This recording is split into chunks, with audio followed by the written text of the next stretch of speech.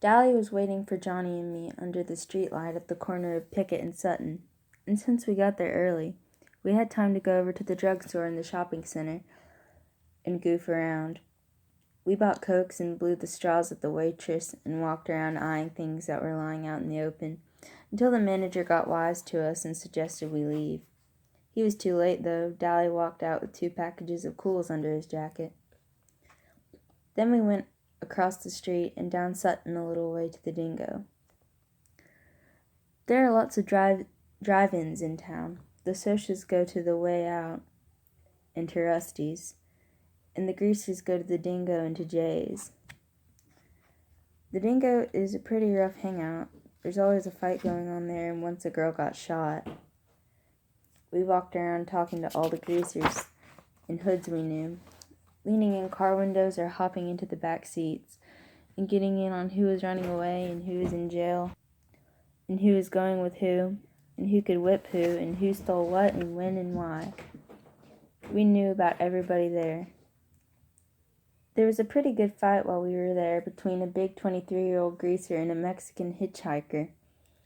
We left when the switchblades came out because the cops would be coming soon and nobody in his right mind wants to be around when the fuzz show. We crossed Sutton and cut around behind Spencer's Special, the discount house, and chased 2 junior high kids across a field for a few minutes. By then it was dark enough to sneak in over the back fence of the Nightly Double drive-in movie. It was the biggest in town and showed 2 movies every night, and on weekends 4. You could say you were going to the Nightly Double and have time to go all over town. We all had the money to get in. It only costs $0.25 if you're not in a car. But Dally hated to do things the legal way.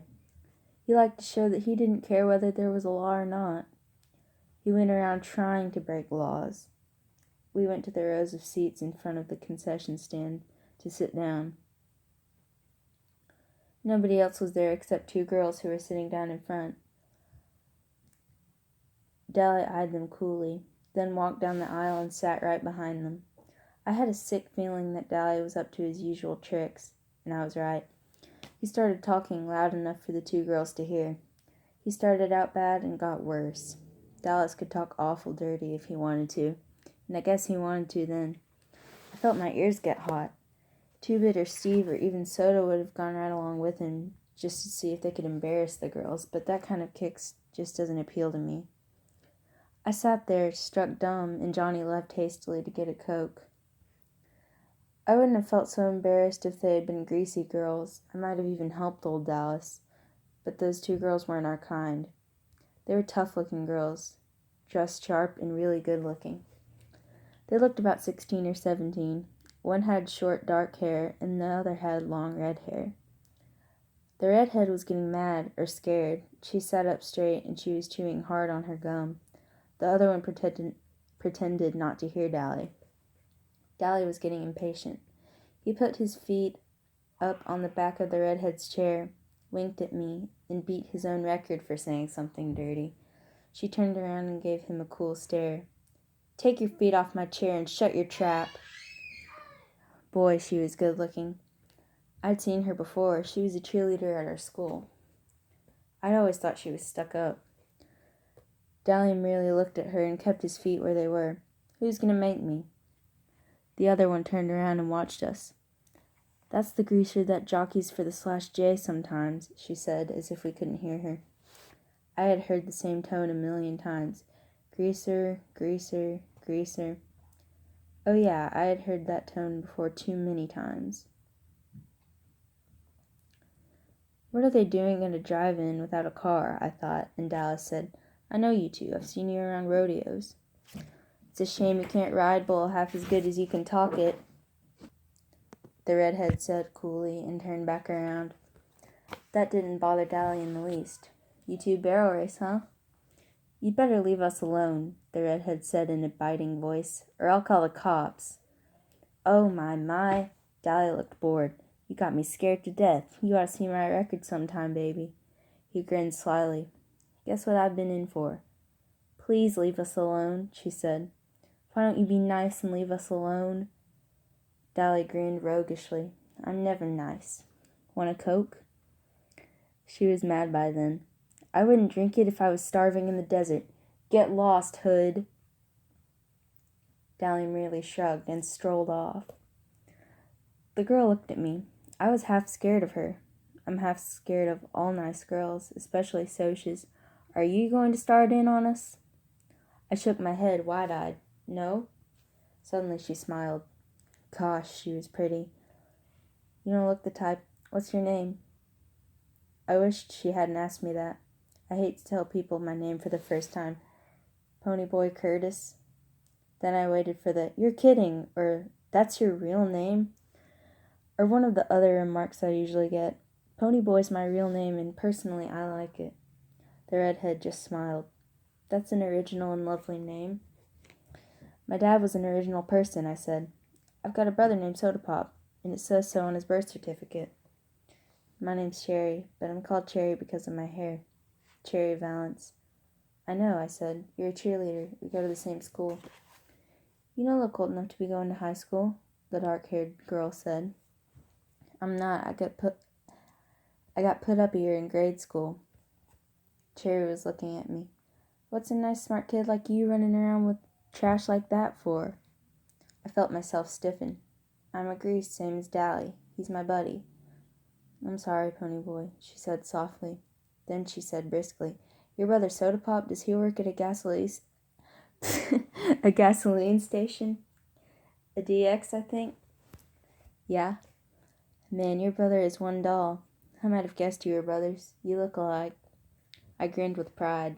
I don't think I look one bit like Soda, but it's not every day I hear Socs telling me they think my brother is a doll. Didn't you used to ride in rodeos? Saddle bronc? Yeah.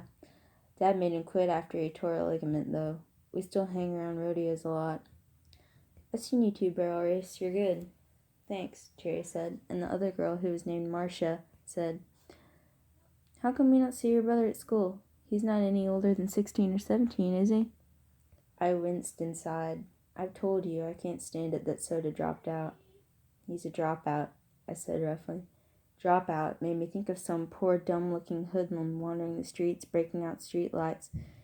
It didn't fit my happy-go-lucky brother at all. It fitted Dally perfectly, but you could hardly say it about Soda. Johnny came back then and sat down beside me. He looked around for Dally, then managed to shout hi to the girls and tried to watch the movie. He was nervous, though. Johnny was always nervous around strangers. Cherry looked at him, sizing him up as she had me. Then she smiled softly, and I knew she had sized him up right. Dally came striding back with an armful of Cokes. He handed one to each of the girls and sat down beside Cherry. This might cool you off. She gave him an incredulous look. Then she threw her Coke in his face. That might cool you off, greaser. After you wash your mouth and learn how to talk and act decent, I might cool off too. Dally wiped the Coke off his face with his sleeve and smiled dangerously. If I had been Cherry, I would have beat it out of there. I knew that smile. Fiery, huh? Well, that's the way I like 'em. He started to put his arm around her, but Johnny reached over and stopped him. Leave her alone, Dally. Huh? Dally was taken off guard. He stared at Johnny in disbelief. Johnny couldn't say boo to a goose. Johnny gulped and got a little pale, but he said, You heard me. Leave her alone. Dallas scowled for a second. If it had been me, or Two-Bit, or Soda, or Steve, or anyone but Johnny, Dally would have flattened him without a moment's hesitation. You just didn't tell Dally Winston what to do. One time, in a dime store, a guy told him to move over at the candy counter. Dally had turned around and belted him so hard it knocked a tooth loose. A complete stranger, too. But Johnny was the gang's pet, and Dally just couldn't hit him. He was Dally's pet, too. Dally got up and stalked off, his fists jammed in his pockets, and a frown on his face. He didn't come back. Cherry sighed in relief. Thanks. He had me scared to death. Johnny managed an admiring grin. You sure didn't show it. Nobody talks to Dally like that. She smiled. From what I saw, you do. Johnny's ears got red. I was still staring at him. It had taken more than nerve for him to say what he'd said to Dally. Johnny worshipped the ground Dallas walked on, and I had never heard Johnny talk back to anyone, much less his hero. Marcia grinned at us. She was a little smaller than Cherry. She was cute, but that Cherry Valance was a real looker. Y'all sit up here with us. You can protect us. Johnny and I looked at each other. He grinned suddenly, raising his eyebrows so that they disappeared under his bangs. Would we ever have something to tell the boys? His eyes said plainly. We had picked up 2 girls, and classy ones at that. Not any greasy broads for us, but real socias. Soda would flip when I told him. Okay, I said nonchalantly. Might as well. I sat between them, and Johnny sat next to Cherry. How old are y'all? Marcia asked. 14, I said. 16, said Johnny. That's funny, Marcia said. I thought you were both 16, Cherry finished for her. I was grateful. Johnny looked 14, and he knew it, and it bugged him something awful. Johnny grinned. How come y'all ain't scared of us like you were Dally? Cherry sighed. You 2 are too sweet to scare anyone. First of all, you didn't join in Dallas's dirty talk, and you made him leave us alone. And when we asked you to sit up here with us, you didn't act like it was an invitation to make out for the night. Besides that, I've heard about Dallas Winston, and he looked as hard as nails and twice as tough. And you 2 don't look mean. Sure, I said tiredly, we're young and innocent. No, Cherry said slowly, looking at me carefully. Not innocent. You seem too much to be innocent. Just not dirty. Dally's okay, Johnny said defensively, and I nodded. You take up for your buddies no matter what they do. When you're a gang, you stick up for the members.